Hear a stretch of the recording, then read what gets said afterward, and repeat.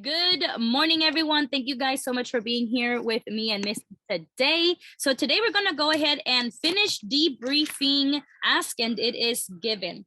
So this book is this last chapter that we're going to debrief isn't really a chapter of the book. It's more of like I would say a buffer between the chapters and the processes that they recommend for us to do.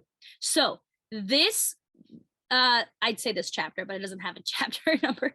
This segment of the book is called "Have You Put a Happy Face on It?" Now, I really loved this segment. I think that once again, it's not a chapter, so there's not much to. It's not repetition of the information that we know, more so of like that buffer space of that awareness and that consciousness on how to go about implementing these processes moving forward, right? And what are the processes? We don't know yet. We haven't gone there. We're in the buffer point. We're in the buffer point right now, right? It's like the bone marrow, and then we're going to get to the bone. So we're in the marrow part right now. And I can tell you that one of the things that I really, really liked about this book, once again, I have talked about multiple times in the past, that I do have a sense, I have a challenge with control. And it very clearly says here, you know, in the past and even this time around, that when you feel out of control, it's because you're just not too honed in on where you're going, right? You allow your days to be like the plastic bag. Now, Missy knows I love being plastic bag, and I like to just go with the wind. Oh, you know, it's fun. There's days where it's so fun to have nothing planned, to just let the day take its course. I love it. But too many of those days, in all honesty, will throw you down. So while being, you know, loose like a goose is good, you don't want to be like that all the time, because as I'm learning here, it will become your vantage point of attraction. So if you are carelessly, without deliberate intention on how you're going with your day, guess what?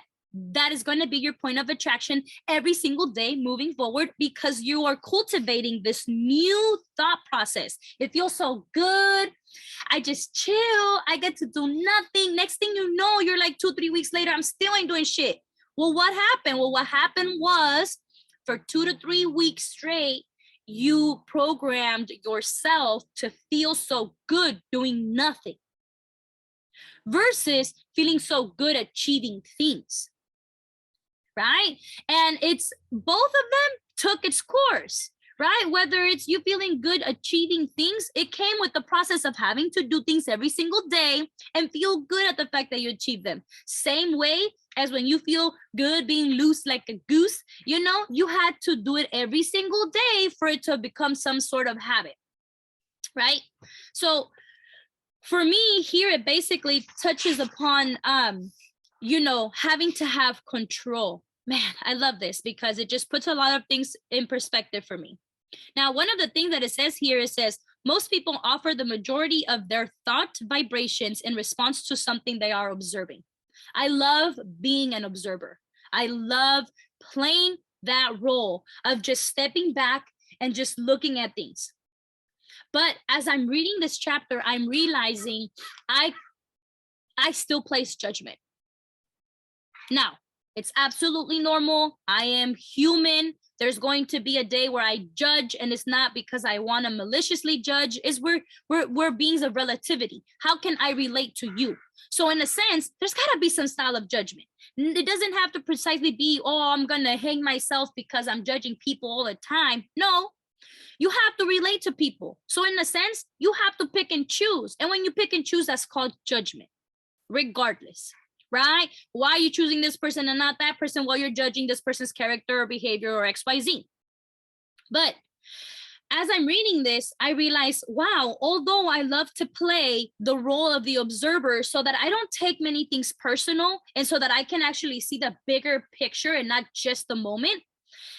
But it's so true. It says most people offer the majority of their thoughts. Well, sometimes I'm observing something that I don't precisely agree with. It has nothing to do with me in that moment. It could be with my kids, right? It could say, for example, it could be with my kids and I'm just observing. And I may not like what this person is telling my kids, or I may not like what this person is doing to my kids, or I may not like certain things. But guess what? It's not happening to me. It is not my walk at that moment. At that moment, it is for me to observe the walk of my children. But I'm not observing the walk of my children. I'm observing my children, but then I'm also observing this thing that's happening on the side and I'm not liking it. So then I'm putting judgment into, he said, she said, why you do this, why this, they're just children, versus me being the observer and saying, hey, God, this is your plan. This is how you want my children to learn to defend themselves on their own. I'm here to protect them if they need something. But this is the moment where you're teaching them to speak up for themselves, right? There's little things that you don't, at least for me, I don't have to be so controlling over all the time if I truly just experience it and say, hey, they're my children because I think they are my children, but they're not my children. I was simply a vessel to bring them forth. So whatever happens in the journey of my children, I should not feel guilty for, they're not mine, right? But something is yours, right? Like the little fishy, and you're like, my fishy, oh, fishy. Next thing you know, you gotta fucking, drop the fishy in the toilet because you suffocated the poor motherfucking fishy, right? Like it wasn't yours. It was given to you for you to observe and for you to see behind the fish tank and see it grow and see it do its thing. But you got so obsessed with the fact that it's yours, you killed it. Well, I think of it in the same way as when it comes to control, right? Looking back at my past, my parents controlled me in every single way that they possibly could, thinking they were going to be able to save me from so many things in life. But they didn't realize that they had killed me inside the home because I couldn't do anything. I couldn't say anything. I couldn't be another person that they did not approve of me being. Right? Because of the control. They were immigrants. They came to this country. So of course, the culture is different. The language is different. Like everything is so much more different. I get it. I understand where they're coming from today, but I didn't back then. Right? And so moving forward, that's something that has been stuck with me. As much as I try to peel it off, it's something so strong, of having control. Control, I will be able to save this person. I will be able to save this person if I keep them in this bubble. But who am I? Who the fuck am I? Noah's Ark or something? Come on, sheep, come on, cow, come on, wolf, you know what I mean? Like, everybody come. I'm trying to save y'all. Like, no, that's not my job. It is not my responsibility either. But the controlling part of me feels that in order for me to truly save someone, that's how it is. And it's so interesting how that ties back to my past. Right? And so that's the reason why I loved this chapter, because it made me truly identify where this comes from, not put any blame, shame, or guilt on anyone, but realize how strong this thought process for me has been, to the point that when I want to let go, it feels uncomfortable to let go. Right? So for myself, this was something amazing. And it says right there is always another uncontrollable circumstance when trying to control others. Whether it's the person or the situation, there's going to be another one and another one and another one. You know what I'm saying? There's always going to be another one. Why do you think in relationships we can argue and then we're good and then we'll argue again? And then we're good, and then we'll fall off because of a certain differences. We're different. All we can control is ourselves. And even then, 100%, a 99% of us don't even know how to control ourselves. Right? So if we don't even know if you don't know how to control your ass and get the fuck up and go run like you said you were going to go run, how the hell can you sit there and tell somebody they're fat? If you cannot do certain things to control your own actions and your own self, like, it makes no sense to try to control anybody else. Right? I cannot sit here and say, I do not want my partner to look at other women or this, and that. If I'm not controlling the fact that I'm feeling good within myself, that I feel confident, that I feel that I understand what I bring to the table. I can't say I don't want my man, looking at porno, but yet I desire another man. It makes no freaking sense. And it just put it in so many perspectives for me, right? We try to control the situation, or even like, when people say, oh, I'm a people pleaser, same shit. You're trying to control how people think about you. You're playing this persona so that people can accept you and love you because you ain't got control of your life. And I know that this is blunt, but girl, guy, whoever, whatever, alien, peace, you know what I'm saying? I'm talking to myself right now. I'm talking to myself. So if it's coming out passionate, if it's coming out a little blunt, that's how I talk to me, because I cannot fluff it. And honestly, I am talking to myself. There's so much in this chapter or this buffer between chapters. But this one is the one that really spoke to me because it's something that I know I have yet to work on. So while many things I highlighted and a lot of things in here are so good, this is the one that really speaks to me because this is where I find myself challenged most of the time, right? And I cannot say that I purposely want to control people because there's a difference, right? There's some real narcissistic behavior out there where like you really have to just, then you choke, right? Like pin them down. Well, that's not the type of control I'm talking about. I'm talking about the unconscious control. The type of control that you have to really take a step back, count to 3, and then ask, why?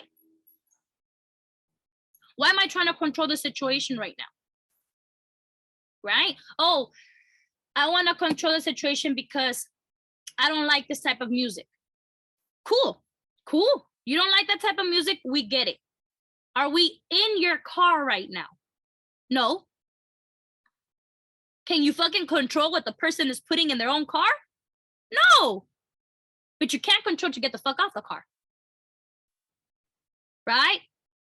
If it is worth you, if it's worth your sanity, you can get the fuck out the car. Get yourself an Uber, go drive, go to the bus. It has nothing to do with the person, and you don't have to fight with the person. You could just very well say, hey, you know what? I actually want to ride home by myself. And they're probably gonna look at you like, what the fuck is wrong with this? What the fuck? We was riding together. But you know what? If the person truly cares, they'll ask why. What's going on? And if you say, hey, to be completely honest, the music, I'm just not in alignment with the music. And it says it right here, right? This is not my choice of music. I don't want to hear about how your mom was a fucking crackhead and you became a fucking murderer. And now that you're a murderer, you're murdering pussy. Like, it's just so fucking stupid. I swear, girl. You know what I'm saying? But here we go. That is my point of view. It's art, though. It's art. Hip hop, rap, R&B. It's all art. I'm just not in alignment with that art anymore, right? I could be gangster, but gangster music and trash music is different in my eyes, in my ears. And maybe people will understand what I mean in the future. But when I say trash music, I don't mean to offend the music. I mean to say, what are you putting in your brain? Because your brain is getting fed by what you see, by what you hear, by what you say, by what you read. Is this type of music that you are listening to right now going to take you to where you want to go? For me, no, it ain't. Because it's not going to take me to where I want to go is the reason why my ears now have been programmed to reject that type of music. Because I don't want to, while I'm taking a shower, washing my ass, oh, I'm murdering pussy. You know what I'm saying? I'll be in there sounding ridiculous as fuck, okay? So but that's me. But that's me, right? That shit is not gonna take me to where I wanna go. So back to this whole control situation. I get to simply observe. I get to simply observe and say, hey, you know what? This is my friend. I love my friend and I respect my friend enough to let them listen to whatever they want to. Now I know I don't ride with you because you're probably gonna put this type of music. But I'll swoop you. I'll pick you up in my car and I can listen to what I want to listen to. Right? And it changes the whole narrative. It changes the thought process. Therefore, it changes my emotion. By my emotion being changed, it's a very different situation now. And that's basically what this whole book has been about. It's just being so aware of what it is that you are thinking, what it is that you are feeling, and not resisting in terms of fighting it and not controlling it, releasing it, letting it go, and finding a solution. Because moving forward, you don't want to feel this. So that's all I can share. Thank you so much, Misty. I went on a rant there. I love it. I absolutely love it. Thank you so much. So you said a whole lot and I love the example. So I hope people like really take note, re-listen to this all together, especially if it hit home and there's like certain key points that really stood out to you. Just, feel free to just sit there for a minute and really start to emphasize on and look at that really closely. And something that you said that I want to really kind of come back to that I thought was super important, and kind of like what you said about the book, a lot of things that the book continuously is saying is to really pay attention to the way you feel and your thoughts, because that kind of brings all together your that's where your emotional set point kind of starts to come into play. So really just pay attention to that, like you said, as far as like, instead of just reacting, just really be an observer of what is happening, like your feelings, instead of suppressing them. That was something that I thought in the book was really cool, because a lot of times, you don't want to feel shitty. You don't. So you just try to like, oh, okay, let me just do this real quick and think these all. So it's like you're just trying to shut it down instead of like really like checking yourself and seeing, okay, what's happening here? Like you said, I thought that was a beautiful point, because for sure, I feel like for me that I do that a lot, as far as, you know what I mean? Like, I don't like it. I go into my happy bubble. I just leave the shit alone. You know what I mean? And after a while, like, you know what I mean? If you really start to analyze and see where you're going, you can kind of connect the dots and see how you suppressing certain things piled up without you even knowing it. So this is a good opportunity for you to really, instead of just suppressing as much as we want to like kill that emotion, just really just coming at it with love and just observing, and so not with any judgment, just look at it, like really look at it and see like what is this, where's this coming from, and yeah, what is this all together? Just sit and look at it, analyze it in a sense, without any judgment, without pointing fingers and this is bad. And so yeah, just really just instead of suppressing those feelings that are showing up, they're showing up for a reason, and they're trying to tell us something altogether. There's a reason why that feels so uncomfortable.